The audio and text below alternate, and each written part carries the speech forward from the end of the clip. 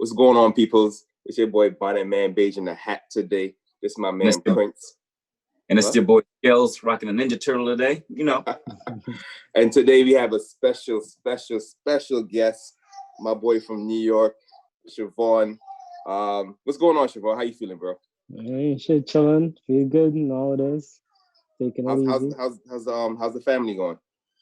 They good. Everybody cool for the hour. Safe, you know. Staying inside, quarantine up. Nice. So the reason I wanted to get you an episode is because, first of all, my fault, my apologies. Happy Easter to you. You know, being Easter Sunday. Same to you, Happy Easter to everybody that's watching as well. Yeah. Even if you're not watching this on Easter, just know today is Easter for us. So happy Easter to you guys. But the reason I want to get you an episode today is because, unfortunately for you, I understand that you are someone that tested positive for COVID-19. That's correct? Yeah, that's correct. I was tested positive for it.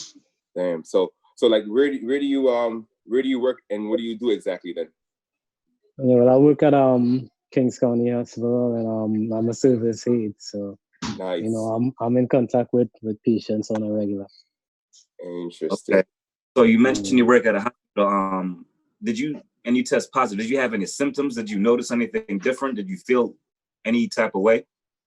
Yeah, well, the first day that I felt symptoms, I had actually worked in the ICU before, and I was actually in contact with a couple of patients that, you know, were tested positive and were on vents and stuff. I mean, I had on proper gear, PPE, all that, and then next day, like the day that I worked, the day after that, I started having like fever and, you know, like body pain and headache and stuff and shit like that. Yeah. Damn.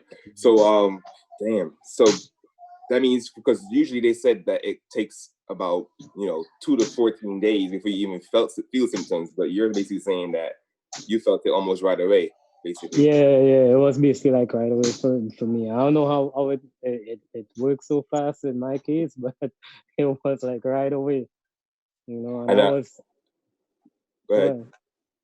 I was like I had a fever, mild fever for like 2 days.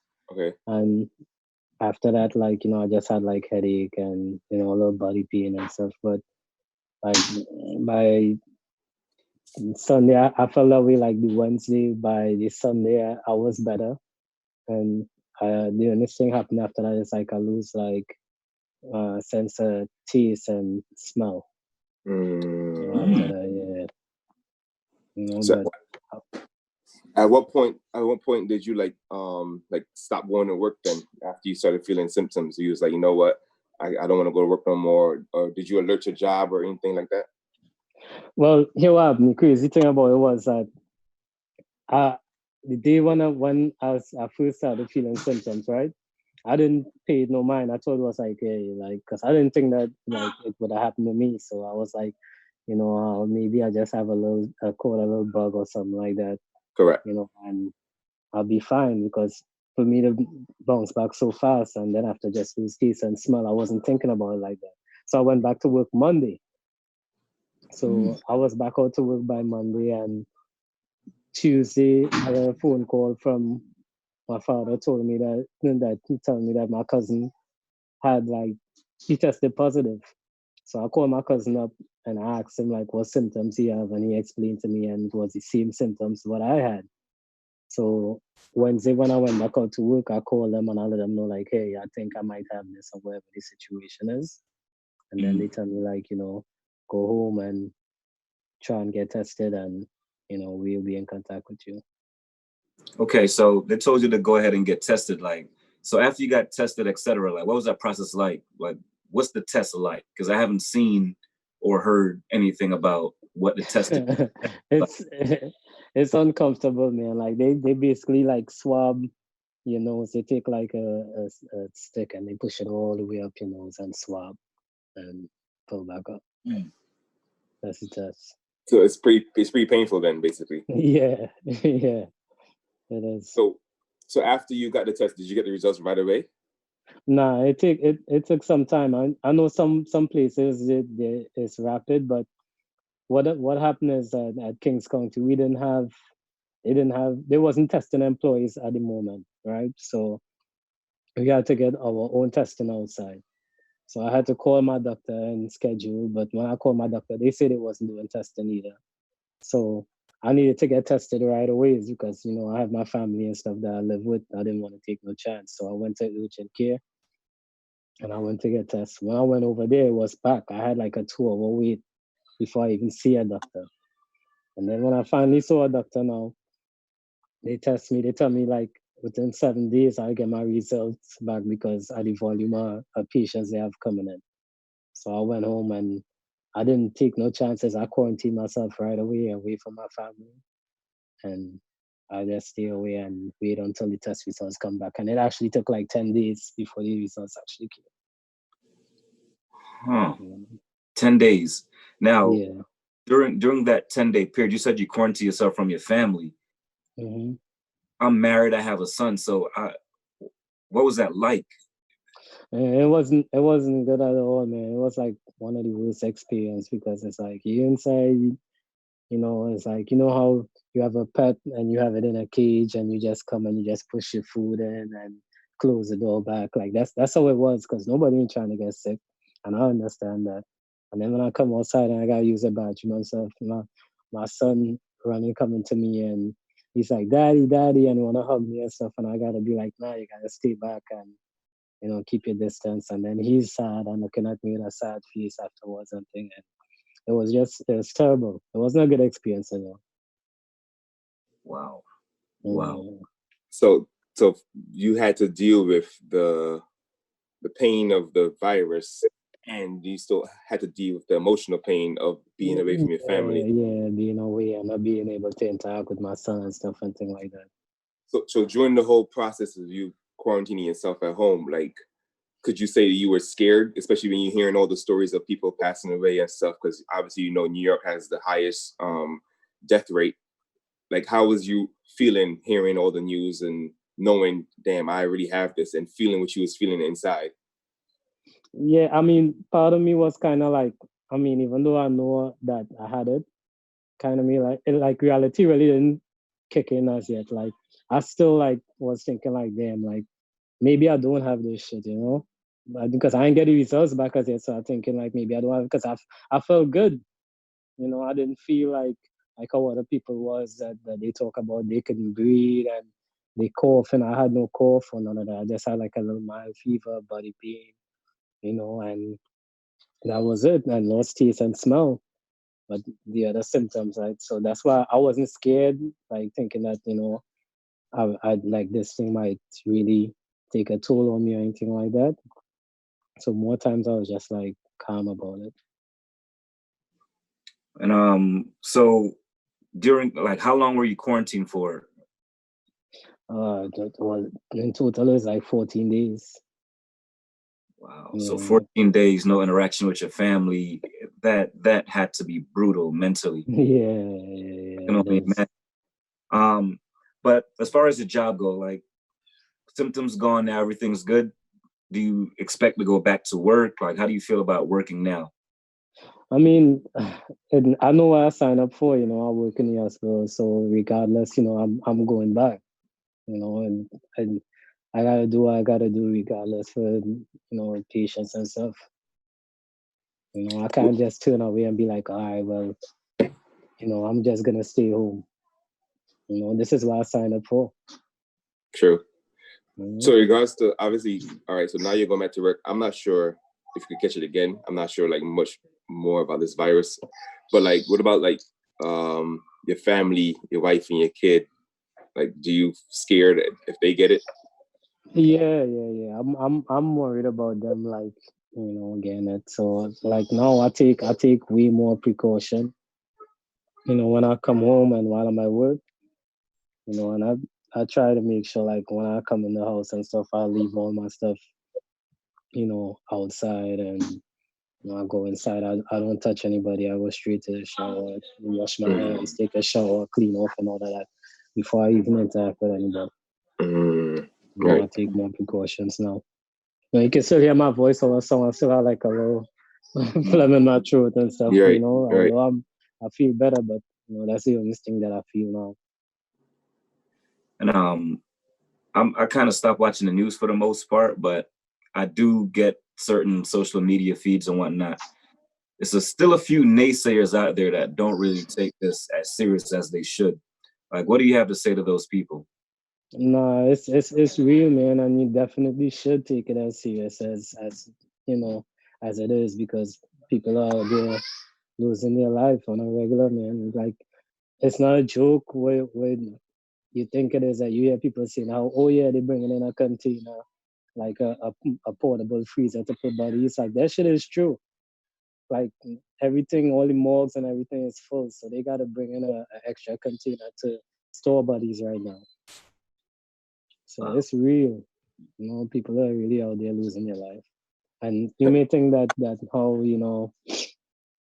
oh, because you're young, you'll be fine and whatnot. Just the other day, a 33-year-old, healthy, everything came in and he passed away. Wow. So 33. Wow. Yeah, 33, and that's young.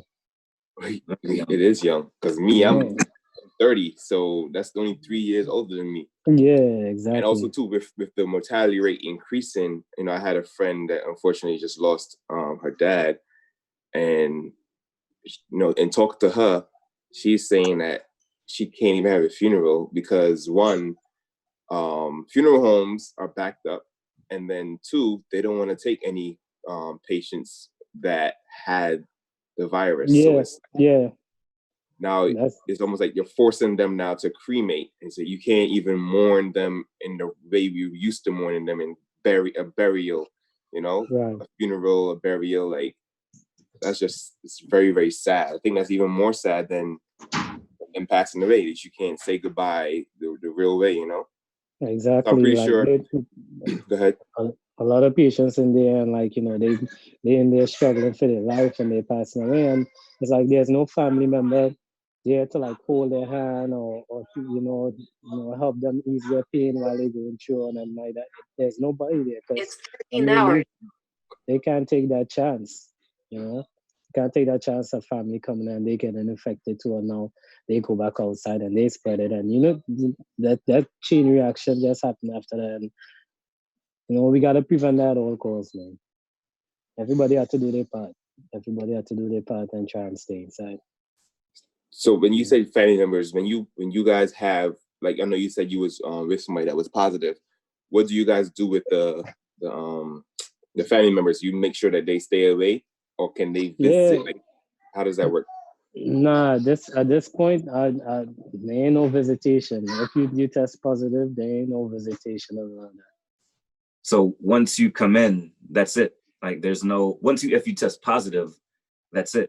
There's no, all right, mom coming in, dad coming in, husband, wife, kids. It's just you.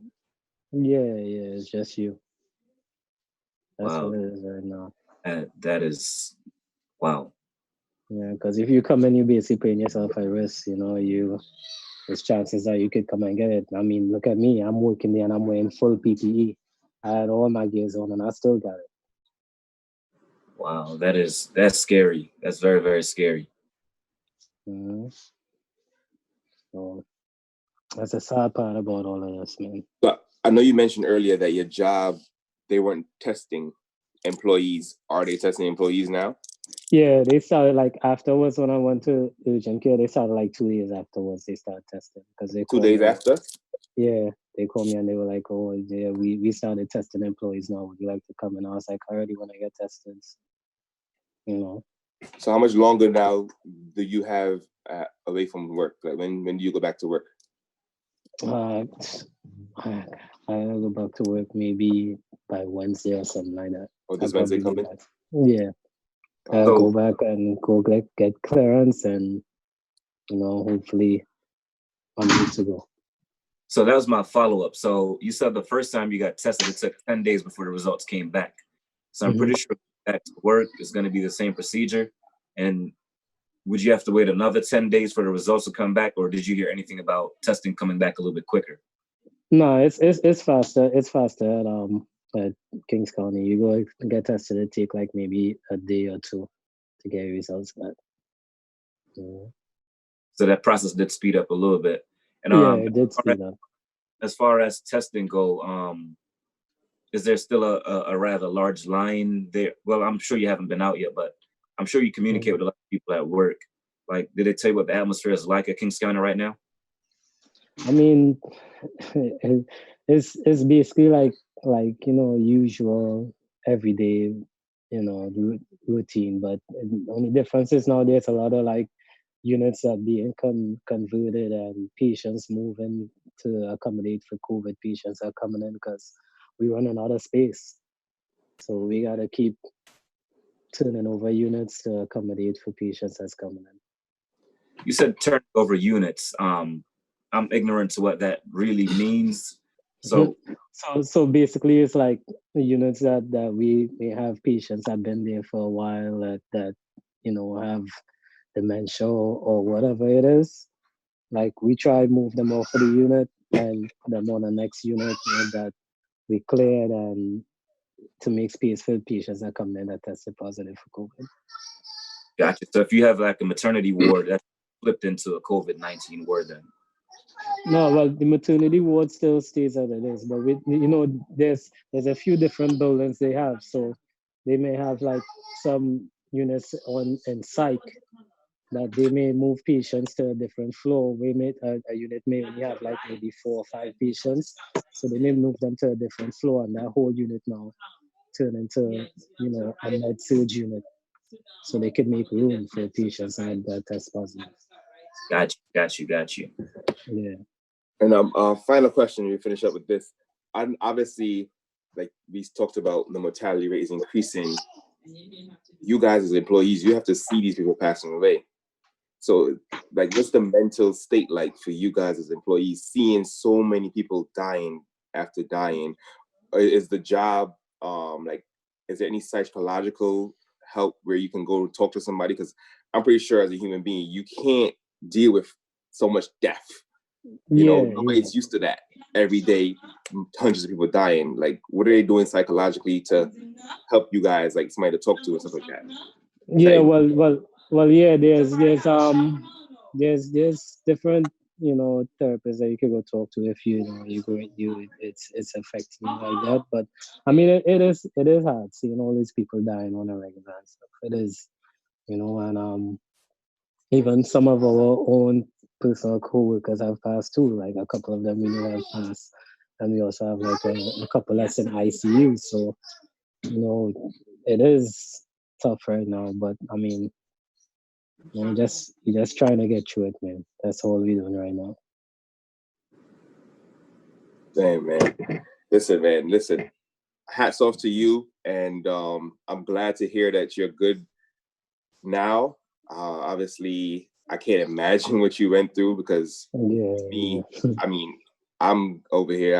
I'm good so far, but yeah, it's really an emotional episode for me because like just hearing what you went through at your job and then hearing how you was quarantined away from your family, me being a family man myself, it's just like that's tough. That broke my heart, man. Everything in me shook. I couldn't. That's tough. It's tough, man. That's why everybody should really follow what they say and try and stay inside and practice safe hygiene and do what you have to do, because you might think that everything is good, but you wouldn't feel that pain until you actually in that position, or you come somebody that you're close to get affected by it. So let's try and do the right thing. All right, so hopefully with your voice, everyone will take heed and follow the precautions and follow what's being told of them to do. And hopefully we don't have anyone to share that pain that you had to endure over the past 10 days. And it's been a day in the life. Skelz. It's your boy Bonnet Man Baje, my man Prince here. Just want to thank you, man, for coming through and sharing your story. Everybody got a story to tell. We're here to share it. So on behalf of me and my team, we want to thank you. Stay safe. Keep doing what you're doing. For everybody that's watching, like, subscribe. This is a day in the life. Yeah. All right, thanks. Wow.